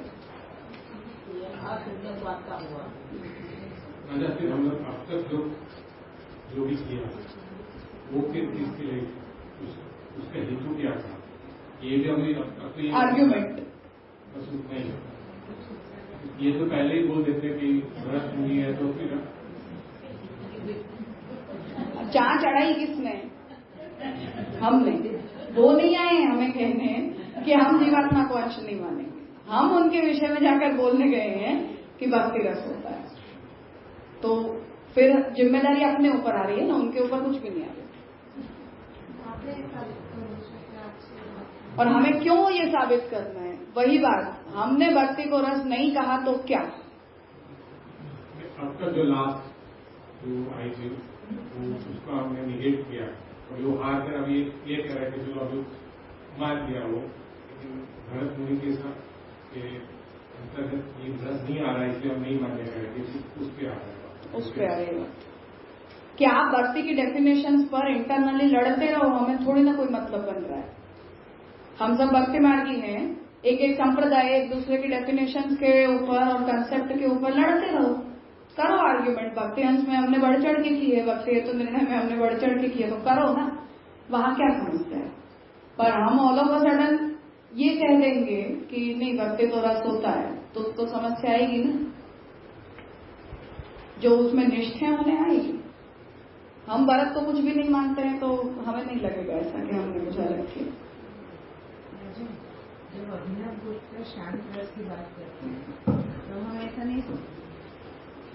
हम बोल रहे हैं अभिनव गुप्त शांत रस की बात करते हैं, तो तब भरत मुनि को हम ऐसे कैसे सोच सकते हैं कि उन्होंने 8 राशि सोचे थे, हम फिर भी वो निपुण है।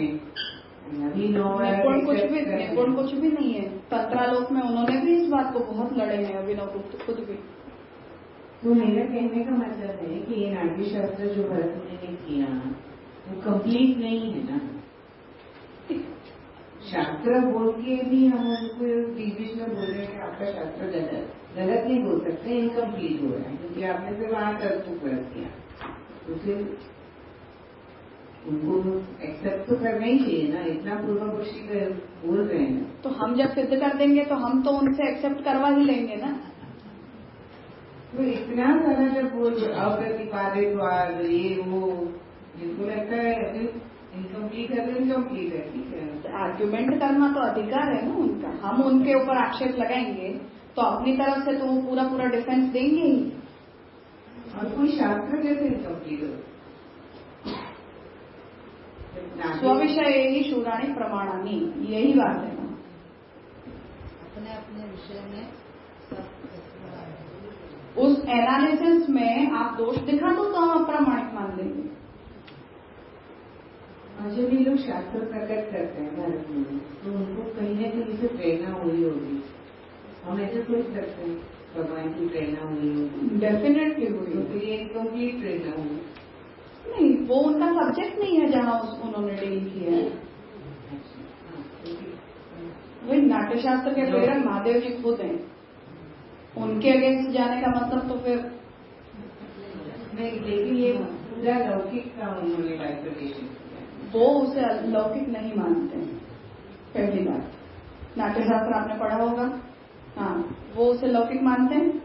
हाँ बस, वो नहीं मानते हैं, इसलिए उसको इंटरेस्ट आ रहा है डांस में करती है ना भरत। तो अच्छी बात है, जिनका सब्जेक्ट है उन्हें इंटरेस्ट आता ही है। नाट्यशास्त्र के बिना हम कर ही नहीं। हाँ, ऑब्वियसली कि वो तो उद्गम है, उस शास्त्र का उद्गम है, भी कर ही नहीं सकते हो। और भी ये डेवलप होगा। और अपने यहाँ ये प्रकार के जितने भी शास्त्र हैं उन सबको भगवत आराधन के रूप में ही एक्सेप्ट किया गया है। आज हम उसे एंटरटेनमेंट मानते हैं, पर इनका उद्गम for the sake of entertainment नहीं हुआ है। जैसे नाट्यशास्त्र का ये नियम है कि आप रामायण महाभारत और पुराणों की टेल्स के बाहर कोई फिक्शनल क्रिएशन कर ही नहीं सकते हो। आज हम जो फिक्शनल इंडिपेंडेंस देख रहे हैं, कुछ भी नाच दो, कुछ भी गा दो, स्टेज पर कुछ भी दिखा दो, तो नाट्यशास्त्र तो उसकी परमिशन देता ही नहीं है। तो कालिदास ने जो कुछ भी लिखा, कहीं भी वो फिक्शनल क्रिएशन नहीं है, आप लिख ही नहीं सकते हो। आप उसके एक्सप्रेशन के मोड्स में आप इंडिपेंडेंस ले लो कि हम उसे अलंकारिक बनाएंगे, हम उसे इस तरह से दिखाएंगे, तो पोर्ट्रेयल का इंडिपेंडेंस ठीक है। बाकी शास्त्र की मर्यादा से बाहर तो नाट्यशास्त्र खुद ही नहीं जाना चाहता है, तो उस शास्त्र को हम शास्त्र की कैटेगरी से बाहर कैसे ले जाएं, जो शास्त्र के प्रति इतना फेथफुल है, जो ये कहता हो कि भाई रामायण महाभारत और पुराणों के चरित्र के बाहर आप कोई नाट्य नहीं कर सकते हो, आप कोई नृत्य नहीं कर सकते हो, आप कोई संगीत को बना नहीं सकते हो, इतना फेथफुल होने पर उसे हम अशास्त्र कैसे कह सकते हैं, उसे हम लौकिक कैसे कह सकते हैं? एक्चुअली ऑब्वियसली नहीं कह सकते। हाँ, अपने आप को उसकी शास्त्र रूपता में तो कोई शंका हो भी नहीं सकती है। बट ओनली थिंग इज कि वो जिस मोड पर उन बातों को लेकर जा रहे हैं वहां ये सब्जेक्ट नहीं आ रहा है, तो वहां वो मेंशन्ड नहीं है।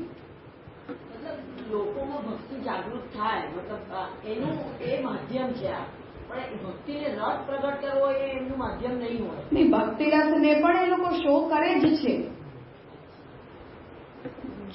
फॉर एग्जाम्पल, यदि हम वहां रामायण को दिखा रहे हैं नाट्य के अंदर, तो आप भक्ति रस को अगर नहीं दिखाओगे तो आप हनुमान जी और रामचंद्र जी के संबंध को कैसे दिखाओगे? तो करोगे ही आप।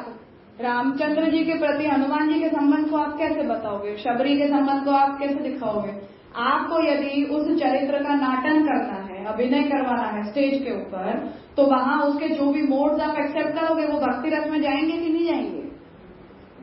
रस काउंट नहीं किया है, उसे कैटेगराइज नहीं किया है, अलग से नहीं किया है।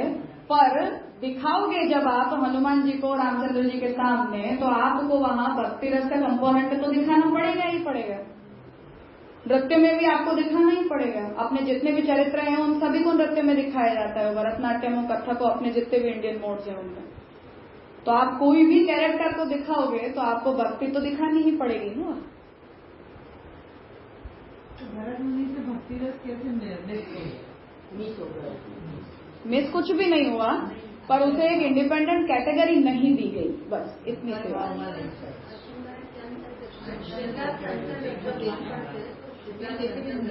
क्योंकि वो रति में आ जाता है, इसलिए रति भाव में आ जाता है,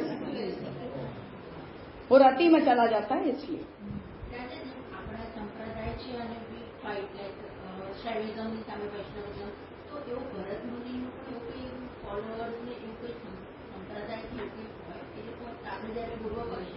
અનચેલેન્જેબલ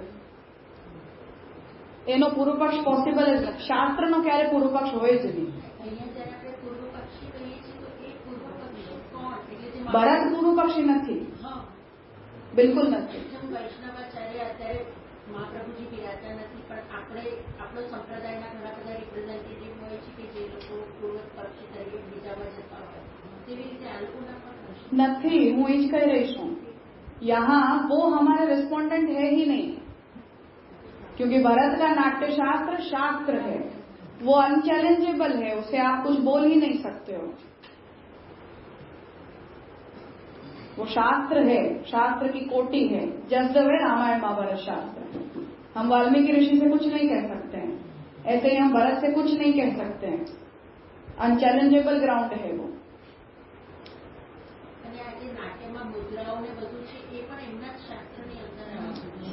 वही वो शास्त्र का उद्गम है, और वो शास्त्र अपने आप में उतना ही स्ट्रिक्ट है जितनी गीता और भागवत स्ट्रिक्ट है. तो अगर आज हम एज ए क्रिटिक देख रहे हैं तो हम ये एल फेल डांस को हम नृत्य नहीं कह सकते हैं. स्टेज के ऊपर होने वाले अभी जितने भी एक्ट्स हैं वो नाट्य शास्त्र के नियम के हिसाब से नाटक है ही नहीं, वो पाप है. भरत मुनि के नियम के हिसाब से आप पाप कर रहे हो, आप दोष कर रहे हो.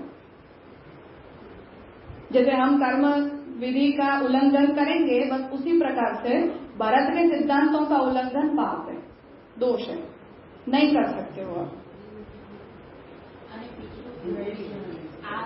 વૈષ્ણવના પણ ભક્તિના પણ સંપ્રદાયો આટલા બધા છે, તો એમાં બી જે પુરુષોત્તમજી આ ભક્તિ રસની વાત કરીને ભક્તિ રસ છે એવું નિર્ણાયક કરી રહ્યા છે, એવું એ બધા સંપ્રદાય પણ કરે. तो जीव गोस्वामी का भक्ति रसामृत सिंधु ग्रंथ है पूरा, इसके लिए એ રીતે આપણે અત્યારે અહીંયા કાઉન્ટર કરી 550 पन्नों का ग्रंथ है वो, जहाँ वो इसी बात को डिस्कस कर रहे हैं. ભક્તિ રસ છે એવું આમ જે આપણે हाँ, तो इसीलिए तो वो ग्रंथ लिखा है, और वो पुरुषोत्तम जी के सीनियर हैं. એનું પાછું આપણે આમાં ખંડન नहीं, हम उनका कोई खंडन नहीं करते. આજે હમણાં आमा नहीं, हम कोई खंडन नहीं करते. भक्ति के नेचर का डिफरेंस हम रखते हैं कि उनकी भक्ति का एक अलग स्वभाव है, हमारे द्वारा होने वाली भक्ति का एक अलग स्वभाव है. यहाँ पूर्व पक्ष में जो बातें आई हैं और वहाँ हमने उस परिभाषा को नहीं स्वीकारा, वो हमने नहीं स्वीकारा है, वो पूर्व पक्षी कह रहे हैं केवल कि हम नहीं स्वीकारा. हमने अपनी तरफ से यहाँ अभी तक कुछ भी कहा ही नहीं. महाप्रभु जी के सिद्धांत की कोई एबीसीडी भी यहाँ शुरू भी नहीं हुई है, तो केवल आर्ग्यूमेंट्स चल रही हैं. वैदिक भक्ति को भी फिर क्या वो फलरूप कहेंगे? तो फिर पूर्व पक्ष ऐसे मतलब अपने मन से मन घड़ा कर रहा है, वैसे कैसे? वो नहीं एक्सेप्ट कर रहा है इस परिभाषा को.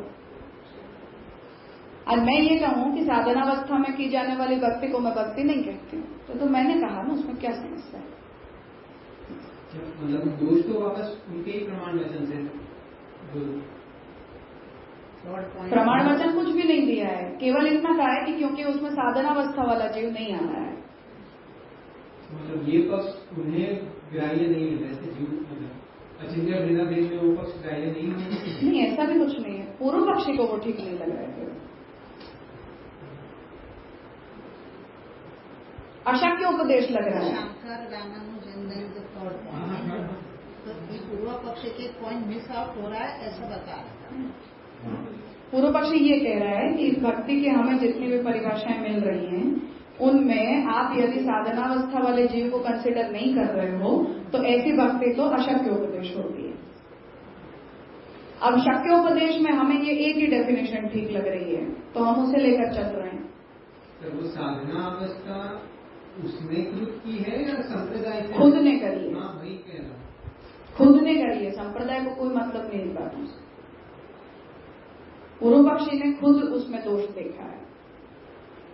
उसका दृष्टिकोण है कि यह साधना अवस्था है। नहीं,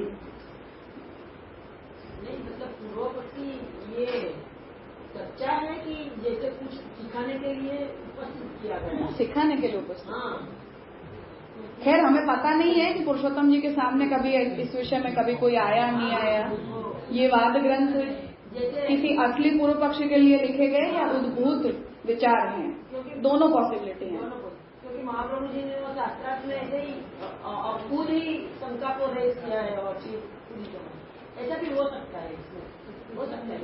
शास्त्रार्थ निबंध है, ये वाद है, शैली भेद है एक बात। और पुरुषोत्तम जी बहुत सारे वादों में पार्टिसिपेट करते थे, इसलिए ऐसा हो भी सकता है कि कोई पूर्व पक्षी वास्तव में हो, न हो ऐसा भी पॉसिबल है। दोनों ही बातें हैं। अब हमें हिस्ट्री नहीं पता है तो हम खुद नहीं कह सकते कि ऐसा ही हुआ होगा। राजा, ये समझना था जब पूर्व का विषय और विषय जो लेके चले थे और अब सडनली इस विषय पे ज्वाइन कर रहे हैं तो उसमें लिंक कैसे बैठा? पूर्व में हमने सब भक्ति की डेफिनेशन दी, हर एक डेफिनेशन में हमने कोई न कोई त्रुटि हमने नहीं दी या जो पूर्व पक्षी ने हर एक डेफिनेशन की कोई न कोई त्रुटि थी। अभी वहाँ पे तो वो निष्कर्ष निकला ही है कि भक्ति क्या है, हर एक डेफिनेशन में कोई। इसलिए क्योंकि पूर्व पक्षी वो निष्कर्ष निकालना चाहता ही नहीं, वो तो इसी बात पे अड़ा हुआ है कि तुम्हें भक्ति को रस नहीं कहना, तो वो उसे सिद्ध करेगा ही क्यों? हम करेंगे ना, वो तो सिद्ध की भक्ति रस होता है। तो अभी विषय ऐसे चल रहा है कि पहले भक्ति को ही रस न कहने के लिए उन्होंने सब, हाँ, पूर्व पक्ष चल रहा है, सबके भक्ति की डेफिनेशन ली और पूर्व पक्षी ने ही उसका निगेट किया। हाँ। और उसके बाद अभी यहाँ पे आ रहा है कि अभी भरत मुनि के हिसाब से भक्ति रस है ही नहीं, तो ऐसे विषय सब वहाँ पे हम ऐसा ही समझेगा कि जो हर एक भक्ति के डेफिनेशन को जो निगेट किया है वो पूर्व पक्षी ने खुद नहीं निगेट, पूर्व पक्षी ही कर रहा है, हम कुछ नहीं कर रहे हैं। इसीलिए मैंने कहा कि मूल में पूर्व पक्षी ने भक्ति की यही परिभाषा कही है जिसे पुरुषोत्तम जी ने लिखा, आराध्यत्व प्रकार ज्ञान में वो भक्ति। और अगर वो परिभाषा को मान लेते हैं तो भक्ति रस बन नहीं रहा है, तो वो सही हो गया ना। इस परिभाषा को हम मान ले रहे हैं, अगर आराध्यत्व प्रकार ज्ञान में वो भक्ति ही, तो भक्ति की रस रूपता सिद्ध होगी नहीं। वही तो पूर्व पक्षी चाहता है।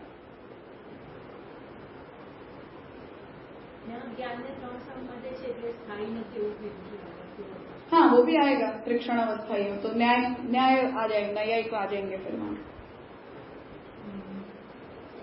नाट्य मुनि भरत मुनि જે નાટ્યશાસ્ત્ર છે એ સાંવેગની અસરને नहीं, अलग है। जैसे धनुर्वेद वगैरह होते हैं या व्याकरण में जैसे पाणिनि का शास्त्र माना जाता है, बस उसी तरह नाट्य में भरत मुनि का शास्त्र माना जाता है। स्मृति कोटि में है, पर वो भी फिर आप तो स्मृति लेटर। स्त्री और शूद्र को अधिकार नहीं था, इसीलिए पांचवा पुराण वक्त उसका प्रामाण्य माना गया।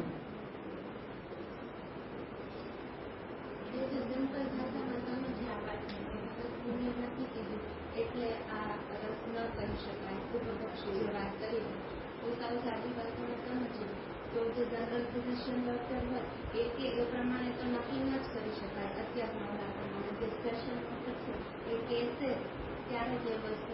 बिल्कुल, हर व्यक्ति का अपना प्राबल्य है। इसीलिए मैंने कहा ना, आज अचानक से भरत मुनि आकर ये कहेंगे कि नहीं, जीव को हम अंश नहीं मानते, तो हम यही कहेंगे कि ये तो वेदांत का विषय है, तो वहां के विचारक उसमें प्रमाण होते हैं। रस का विषय है तो उसमें उनका अपना प्रामाण्य है, तो उसे हम चैलेंज नहीं कर सकते हैं।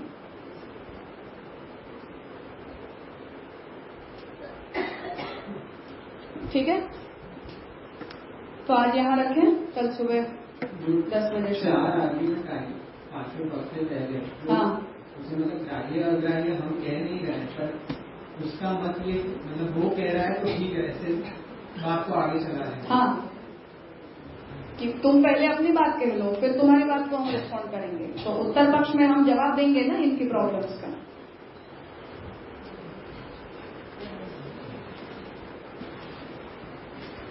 This session is no longer being recorded. Goodbye. આજે મેં અત્યારે બપોરના સેશનમાં સેશન બ્રેક નતું, રેકોર્ડિંગ ઓફ કરી હતી। રેકોર્ડિંગ ઓફ, અચ્છા, હા, તો ખબર નહીં એમાં કેવી રીતે તમને દેખાશે। અચ્છા, રેકોર્ડિંગ રાજન